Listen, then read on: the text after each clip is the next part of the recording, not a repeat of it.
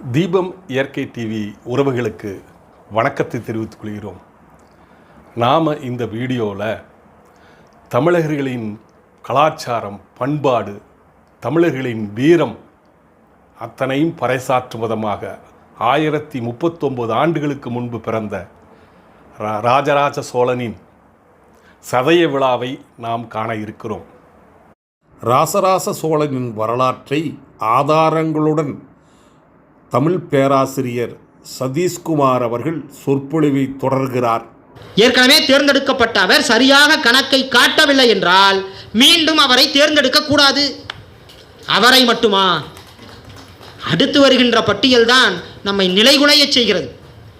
மிக அருமையாக சொல்லுகிறார், எந்த காரியம் நிறைவேற்றும் கழகத்திலாவது உறுப்பினராக இருந்து கணக்கு காட்டாது இருந்தவரும், யாரு கணக்கு காட்டலையோ அவனை உறுப்பினராக தேர்ந்தெடுக்கக்கூடாது. அதனோடு அவருக்கு சிற்றவ்வை, பேரவ்வை, அத்தை, மாமன் என்று இன்னவர் மக்கள், அவனுடைய சின்னம்மா, பெரியம்மா, அத்தை, மாமன், இவர்களுடைய மக்கள், இவங்களுடைய குழந்தைங்க. அடுத்து வருகிறது அவர் மக்கள். அப்போ பேரம்பேத்தியே போயாச்சு. அடுத்த தலைமுறை. ஒரு மன்றத்தில் சரியாக கணக்கை அவன் காட்டாமல் ஒழுங்கீனனாக நடந்து கொண்டான், அறம் தவறியனாக. இதுதான் அரசியல் பிழைத்தோர்க்கு அரங்கூற்றமாவது. இதுதான் அரங்கூற்றமாவது. உண்மையிலேயே இளங்கோ சொன்னதற்கு ராசராசன் இலக்கணமாக, அந்த இலக்கணத்திற்கு இலக்கியமாக வாழ்ந்து காட்டி இருக்கிறான். ஆக கணக்கு காட்டாமல் விடுவது என்ன பெரிய வேலையா? கணக்குத்தானே காட்டாமல் போனோம். இல்லை, கணக்கு காட்டாமல் விட்டவர்களை தேர்ந்தெடுக்கக்கூடாது. அவர்களினுடைய சிற்றவ்வை, பேரவ்வை, மாமன், அத்தை, அவர் மக்கள், அவர் மக்கள், அவங்க மக்களோட மக்கள். அதோடு மட்டுமல்லாமல் தாய் உடன் பிறந்தவன், தாயோடு பிறந்தவன், தந்தையோடு பிறந்தவன், தம்முடன் பிறந்தவன், மனைவியோடு பிறந்தவன், பெண் கொடுத்த மாமன், எத்தனை பேர்! இவங்க யாருமே நிற்க முடியாது தேர்தலில். அதே போல பெண் கொடுத்த மாமன், உடன் பிறந்தால் கணவன். இப்போ ஒருத்தன் கணக்கு காட்டாமல் விட்டுட்டான், அவனுடைய உடன் பிறந்த அக்காவோ தங்கச்சியோ இருக்கிறாங்க. அந்த அக்கா தங்கச்சி போட்டியிட முடியாது. அவங்க கணவன் போட்டியிடலாமான்னா அவங்களும் போட்டியிட முடியாது. உடன் பிறந்தால் கணவன். சரி, வந்த மருமகள் போட்டியிடலாமா? அவங்களும் போட்டியிட முடியாது. உடன் பிறந்தால் கணவன். மகளை மணந்தவன், எது வரைக்கும் யோசிக்கிறான் பாருங்க. மகளை மணந்தவன் என்று இன்னவர்களும், இதோட நிறுத்தலை என்று இன்னவர்களும், இவர்களுடைய சுற்றத்தாரும். எவ்வளவு தூரம் யோசிக்கிறான். இவர்களுடைய சுற்றத்தினரும் தேர்ந்தெடுக்கத்தகாதவராவர். எவ்வளவு அறமுடையவர்களாக இருந்தால் அந்த ஊராட்சி மன்ற தேர்தலிலே அவர்கள் போட்டியிட முடியும் என்பதை நாம் நினைத்து பார்த்தால் உள்ளபடியே நாம் வெட்கி தலை குனிந்து நிற்க வேண்டும். இது சட்டமாக்கப்பட வேண்டும் என்று அதைத்தான் நான் சொன்னேன். ஆக்க மாட்டாங்க. ஆக அதோடு மட்டுமல்லாமல் அடுத்து சொல்லுகிறார்கள், இவர்களை அன்றி, இவங்க மட்டுமல்ல, இவர்களை அன்றி நெருங்கிய சுற்றத்தினராகிய ஒரு பெண்ணை தகாப்புணர்ச்சி செய்தான் ஒருவன். நெருங்கிய சுற்றத்தானுடைய பெண்ணை தகாப்புணர்ச்சி செய்தவன், பார்ப்பன கொலை செய்தவன், கள்ளுண்டவன், களவாடல் செய்தவன், ஆசான் மனைவியை கூடியவன் என்ற இவைகளில் எதையேனும் செய்தவர் என்றாவது. அடுத்து சொல்ற செய்தி, கிராம குற்றப்பதிவு புத்தகத்தில் பதிவு செய்யப்பட்டவர். அப்ப எஃப்ஐஆர் காப்பி ஒவ்வொரு ஊர்லையும் இருந்திருக்குது. யாரெல்லாம் குற்றம் செய்தவர்கள், அந்த கிராம குற்றப்பத்த புத்தகத்திலே இடம்பெற்றவர்களும் நிற்கக்கூடாது என்று சொல்லி பிறர் பொருளை வவ்வினோர். அடுத்து இன்னொரு செய்தி, ஆராய்வின்றி காரியத்தில் துணிகின்ற இயல்பினர், எதையும் எடுத்தோம் கவிழ்த்தோம் என்று செய்கின்றவர்கள், யோசிக்கக்கூடிய திறமற்றவர்கள், இவர்களெல்லாம் நிற்கக்கூடாது என்று ஒரு பட்டியலை சொல்லுகிறார். இதற்கடுத்து கொடுக்கப்பட்ட நேரம் மிக குறைவாக இருக்கிறது என்ற காரணத்தால் நான் அடுத்த செய்திக்கு செல்லுகிறேன். இதற்கடுத்து இன்னொரு பட்டியல் வருகிறது. சில நேரத்தில் இந்த கணக்கு காட்டாதவன், அவனுடைய சுற்றத்தார், உறவினர் எல்லாம் பெரிய பட்டியல் போச்சு இல்லைங்களா? அவங்க கூட ஒரு கட்டத்தில் மனம் திருந்திடலாம், மனம் திருந்தி விடலாம், அவர்களுக்கு கூட மறு வாய்ப்பு கொடுக்கலாம். ஆனால் இறக்கின்ற காலம் வரையிலும் சிலருக்கு வாய்ப்பு கொடுக்கக்கூடாதுன்னு பதிவு செய்யலாம். இறக்கின்ற காலம் வரைக்கும், அவன் சாகர வரைக்கும் ஒருத்தனுக்கு கொடுக்கக்கூடாது. அவர்களில் முதல் நிலையில் இருக்கிறவன் யார் தெரியுங்களா? கணக்கு காட்டாதவனுக்கு கூட வாய்ப்பு கொடுக்கலாம். ஆனால் இறக்கக்கூடிய வரையில் தேர்தலில் போட்டியிடாதவன் யார் என்றால், எத்தகைய கையூட்டு கொண்டோரும் லஞ்சம் வாங்கினா ஒருத்தன் சாகர வரைக்கும் போட்டியிட முடியாது. என்ன ஒரு அருமையான ஒரு அறிவு பாருங்க, எவ்வளவு சிந்திக்கக்கூடிய ஆற்றல். கையூட்டு கொண்டாரும் கிராம துரோகி என கருதப்பட்டவர்களும், இப்படி ஒரு பெரிய பட்டியல் மீண்டும் வருகிறது. இவர்களெல்லாம் இறக்கின்ற வரையிலே போட்டியிடக்கூடாது என்று சொல்லி இந்த ஊராட்சி மன்ற முறைகள் தேர்ந்தெடுக்கிறதையெல்லாம் தனியாக 1 மணி நேரம் பேச வேண்டும், எப்படி தேர்ந்தெடுத்தார்கள் என்று. இப்படி தேர்ந்தெடுக்கப்பட்ட உறுப்பினர்களை 5 வாரியத்திற்கு நியமிக்கிறார்கள். அதிலே சம்பத்சர வாரியம் தான் தலைமையாக இருந்தது, அதுக்கு 12 பேர். இப்படி எத்தனை உறுப்பினர்கள் இருந்தாங்க. அவர்கள் அவர்களெல்லாம் கூடி ஆலோசிப்பதற்கு ஒரு பொது மண்டபத்தை ஊர்தோறும் கட்டி கொடுத்திருக்கிறான் ராஜராஜன். அப்படி ஒரு செய்தி நமக்கு கல்வெட்டிலே வருகிறது. மதுராந்தக சதுர்வேதி மங்கலம் என்கின்ற அந்த ஊரிலே இந்த ஊராட்சி மன்ற மக்கள் எல்லாம், உறுப்பினர்கள் எல்லாம் கூடுவதற்காக செம்பியன் மாதேவி பெருமண்டபம் என்கின்ற ஒரு மண்டபத்தை ராஜராஜன் கட்டி கொடுத்திருக்கிறான். இப்படி ஊர்தோறும் மண்டபத்தை கட்டி கொடுத்தது மட்டுமல்லாமல் தனக்கு ஏற்புடைய காலங்களில் எல்லாம் ஊராக சென்று அங்கிருக்கக்கூடிய அந்த ஆட்சி நெறிமுறைகளை எல்லாம் ராசராசன் நேரடியாக சென்று பார்த்திருக்கிறான். இதற்கு சான்று நமக்கு திருச்சிக்கு பக்கத்தில் இருக்கக்கூடிய திருஎறும்பூரில் இருக்கக்கூடிய கல்வெட்டு. அப்படி ராஜராஜன் வந்தபோது அவனுடைய கணக்கன் ஒருவன் அந்த கோவில் கணக்கை சரிபார்த்தான் என்கின்ற செய்தி நமக்கு அந்த கல்வெட்டிலே கிடைக்கிறது. இப்படி வெறும் விதிகளை வகுப்பதோடு மட்டுமல்லாமல் அவையெல்லாம் சரியாக நடக்கிறதா என்பதை பார்க்கக்கூடியவனாகவும் ராஜராஜன் விளங்கி இருக்கிறான். சிறந்த ஊராட்சி முறையை கொடுத்த ராஜராஜன் வருவதை முன்பே அறியக்கூடிய ஆற்றல் உடையவனாகவும், ஒரு தீங்கு வந்து விட்டால் அதை எப்படி முன்னமே சரி செய்ய வேண்டும் என்கின்ற பெருநோக்கு உடையவனாகவும் திகழ்ந்தான் என்பதற்கு சான்றுதான் அவன் ஊராட்சியிலே அமைத்த அந்த சம்பத்சர வாரியம் உள்ளிட்ட 5 வாரியங்களில் நிறைவாக இருக்கக்கூடிய பஞ்சவார வாரியம். அது என்னது பஞ்சவார வாரியம் என்று சொன்னால், பஞ்சம் ஏற்படுகின்ற போது அதற்காக முன்கூட்டியே பொருள்களை வாங்கி வைக்கக்கூடிய ஒரு பணியை அவன் செய்திருக்கிறான். அதற்குரிய ஒரு வாரியத்தை பஞ்சவார வாரியம் என்கின்ற பெயரால் அவன் உருவாக்கி இருக்கின்றான். அந்தபடி ஒவ்வொரு ஊரில் இருக்கக்கூடிய மக்களும் மாதந்தோறும் ஒரு குறிப்பிட்ட அளவு நெல்லை பஞ்சவார வாரியத்துக்கென்று கொடுத்திருக்கிறார்கள்.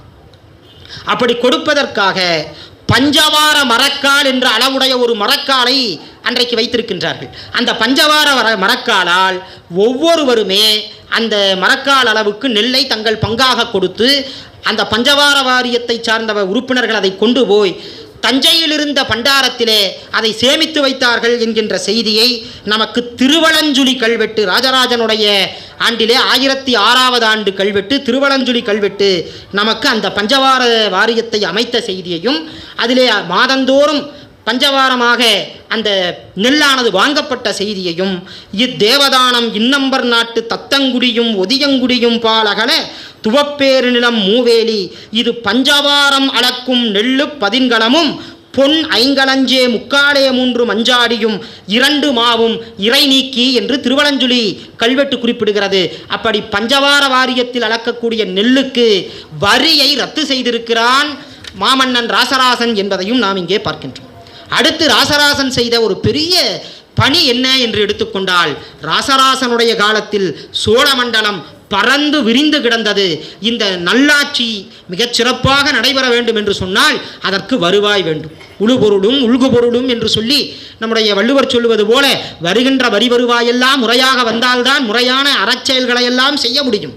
அதற்காக நிலத்தை முறைப்படுத்துகிற, நிலத்தை அளக்கக்கூடிய ஒரு பெரும் பணியை ராஜராஜன் செய்திருக்கிறான். அதுவரையிலே சோழ நாடு, சேர நாடு, பாண்டிய நாடு தான். ஆனால் ராஜராஜன் தான் அதை மண்டலங்களாக பிரிக்கிறான். 9 மண்டலங்களை பிரித்தான். மண்டலங்களுக்கு உள்ளாக வளநாடுகளை பிரித்தான். வளநாடுகளுக்கு உள்ளாக கூற்றங்களை பிரித்தான். கூற்றங்களுக்குள்ளாக ஊர்களை பிரித்தான். இப்படி எடுத்துக்கொண்டால் பல சிற்றூர்கள் சேர்ந்தது ஒரு கூற்றம், பல கூற்றங்கள் சேர்ந்தது ஒரு வளநாடு, பல வளநாடுகள் சேர்ந்தது ஒரு மண்டலம் என்கின்ற அடிப்படையிலே மிகச் சிறப்பான ஒரு அந்த ஆட்சி முறையை வகுத்து கொடுக்கின்றான். இது ராஜராஜன் செய்த ஒரு பெரிய செயல். அதுக்கு சான்று இருக்கிறது ராஜராஜனுடைய கல்வெட்டிலேயே. ராசராச சோழ மண்டலத்து, அப்போ மண்டலம் வந்தாச்சு. நித்த வினோத வளநாட்டு, அது வளநாடு. ஆவூர் கூற்றத்து, ஆவூர் கூற்றம், ஆவூர் நமக்கு தஞ்சை பெரிய கோயில் கல்வெட்டு நமக்கெல்லாம் தெரிந்த கல்வெட்டு தான். பாண்டிய குலாசினி வளநாட்டு, தஞ்சாவூர் கூற்றத்து, தஞ்சாவூர். ஆக மண்டலங்கள், மண்டலத்திற்கு உட்பட்ட வளநாடுகள், வளநாட்டுக்கு உட்பட்ட கூற்றங்கள், கூற்றங்களுக்குள்ளாக இருக்கக்கூடியதான ஊர்கள் என்று சொல்லி அதை மிகச்சிறப்பாக பகுத்து அவற்றையெல்லாம் ஒரு அங்குலம் நிலம் விட்டு போகாமல் முழுவதுமாக அளந்த பெருமை சோழர்களிலேயே ராஜராஜனுக்கு மட்டும்தான் உண்டு, வேற யாருக்கும் கிடையாது. அந்த அடிப்படையிலே தன்னுடைய கிபி 1001ஆம் ஆண்டில் சோழ நாட்டை அளக்கக்கூடிய ஆணையை அவன் இடுகிறான். 2 ஆண்டுகள் சோழ நாடு முழுவதுமாக அளக்கப்பட்டது. அந்த பணியை சேனாபதி குறவன் என்பவன் செய்தான் என்பதை பார்க்கின்றோம். 16 சான் அளவுடைய உலகளந்தான் என்கின்ற கோளால் சோழ நாடு அளக்கப்பட்டது. இந்த உலகளந்தான் என்கின்ற கோள்தான் ராஜராஜனுக்கு பின்னால் வந்த மன்னர்களும் நாடளக்க பயன்படுத்திய கோள். உலகளந்தான் என்று அந்த கோளுக்கு பெயர். அப்படி அந்த கோளை முதலில் மாற்றியவன் முதலாம் குலோத்துங்கன். முதலாம் குலோத்துங்கன் காலம் வரைக்கும் உலகளந்தான் என்கின்ற கோளால் தான் அந்த நிலம் அளக்கப்பட்டது. அதற்கு பிறகு ஸ்ரீபாத அளவுகோல் என்கின்ற கோளை முதலாம் குலோத்துங்கன் தான் கொண்டு வர்றான். இப்படி நிலத்தை முழுவதுமாக அளந்து அது நீர்நிலம் என்கின்ற நன்சை, கொள்ளை என்கின்ற புன்சை, நத்தம் என்கின்ற மக்கள் வாழ்கின்ற மேட்டுப்பகுதி, காடு என்கின்ற பகுதி என்பதையெல்லாம் அளந்து அதை முறைப்படுத்தி அதற்கு விதிக்க வேண்டிய வரிகளையெல்லாம் விதித்து மிக சிறப்பான ஒரு ஆட்சியை அவன் நிர்மாணித்து காட்டியிருக்கிறான் என்பதை அவனுடைய வரலாற்றின் வாயிலாக நாம் தெரிந்து கொள்ள முடிகின்றது. இப்படி ஒரு நாடு மிகச்சிறப்பாக நடைபெற வேண்டும் என்றால் அதற்கு வரி வருவாய் வேண்டும். வரி வருவாய் வர வேண்டும் என்றால் உள்ளாட்சி முறை சிறப்பாக இருக்க வேண்டும். உள்ளாட்சி முறை சிறப்பாக இருந்தால்தான் பேரரசன் நாட்டை மிகச்சிறப்பாக ஆள முடியும் என்பதையெல்லாம் சங்கிலி தொடர் போல ஒன்றுக்கு ஒன்று இணைத்து அதை செய்த ராசராசன் செய்த மிகப்பெரிய மற்றொரு செயல், அவன் மிகச்சிறந்த பொதுநல நோக்கமுடையவனாகவும் விளங்கினான். குறிப்பாக ராசராசனுக்கு இருந்த பெருஞ்செல்வத்துக்கு, அவனுக்கு இருந்த பெரும் பேற்றுக்கு அவனே தனியாக பெருவுடையார் கோவிலை கட்டி முடித்திருக்க முடியும். ஆனால் அவனுடைய பொதுநல நோக்கம் அத்துணை பேரையும் அதிலே ஈடுபட வைக்க வேண்டும் என்கின்ற ஒரு பெரிய பொதுநல நோக்கு அவனுக்கு இருந்தது. ஏன் இந்த நோக்கம் இருந்தது என்று நாம் கொஞ்சம் ஆராய்ந்து பார்த்தோம் என்று சொன்னால், ஒரு அறம் என்பது அரசனை மட்டும் சார்ந்து இயங்கக்கூடாது. அவனுடைய ஆட்சிக்கு உட்பட்டிருக்கக்கூடிய மக்கள் அத்துணை பேருக்கும் அந்த அறத்திலே பங்கிருக்க வேண்டும் என்பதை ராஜராஜன் நினைத்தார். அது மட்டுமல்ல, தன்னுடைய காலத்துக்கு பின்னும் அந்த அறத்திலே எல்லோரும் சேர்ந்து ஈடுபட்டார்கள் என்று சொன்னால் அதை அரசனே முன்னின்று பார்க்க வேண்டும் என்ற அவசியமில்லை. ஏன்னா அதில் எல்லாருக்கும் பொறுப்பு இருக்கிற காரணத்தால் யார் வேண்டுமானாலும் யாரை வேண்டுமானாலும் கேள்வி கேட்கக்கூடிய உரிமை எல்லோருக்கும் உண்டு என்பதை ராஜராஜன் நினைத்தான். எனவே ஒரு பொதுநல நோக்கத்தோடு அந்த அறப்பணியிலே எல்லோரையும் அவன் சேர்த்து கொண்டான். மிகச் சிறப்பாக அவற்றையெல்லாம் செய்து காட்டினான். 2வது, ராஜராஜன் செய்த ஒரு பெரிய பணி என்னன்னா, எல்லாவற்றையும் அவன் ஆவணப்படுத்தி விட்டு சென்று விட்டான். தஞ்சை பெருவுடையார் கோவிலிலே ஒரு செப்பு திருமேனி கொடுக்கப்பட்டது என்று சொன்னால் அந்த செப்பு திருமேனியினுடைய எடை என்ன, அளவு என்ன பதிவு செய்திருக்கிறார். பெருவுடையாருக்கு ஒரு அணிகலன் கொடுக்கப்பட்டது என்று சொன்னால் அந்த அணிகலனிலே என்னென்ன ரத்தினங்கள் பதிக்கப்பட்டிருந்தன, அந்த ரத்தினங்களினுடைய அளவு என்ன, அதனுடைய எடை என்ன, அது முறிந்திருந்ததா. இன்னுமே நுட்பமாக சொல்லணும்னா, அந்த அணிகலனை பெருவுடையாருக்கு கொண்டு போய் கட்டுக போது அந்த அணிகலனுடைய ஒரு இடத்துல பட்டு நூல் கயிறை சேர்த்துவாங்களாம். அந்த பட்டு நூல் கயிறை சேர்த்து பின்னாடி கொண்டு போய் கட்டுவாங்களாம்.